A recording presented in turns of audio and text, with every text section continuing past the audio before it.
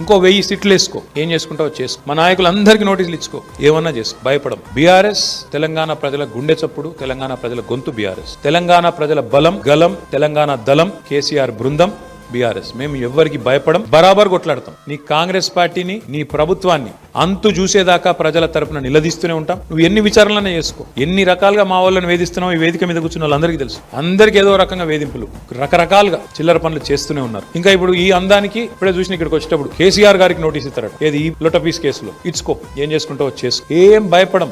ఏం చేసుకుంటావో, ఎన్ని అడ్డమైన స్టోరీలు నడిపించుకుంటావో, ఎన్ని కథనాలు వడ్డించి వారుస్తావో వార్చు, ఏం భయపడం. అన్ని ఎదుర్కొంటాం. దేశంలో ఇంకా న్యాయం ధర్మం ఉంది, న్యాయస్థానాలు ఉన్నాయి, వాటి మీద మాకు గౌరవం ఉంది. తప్పకుండా నీలాంటి దుర్మార్గులతో ఎట్లా కొట్లాడాలో అట్లా కొట్లాడతాం.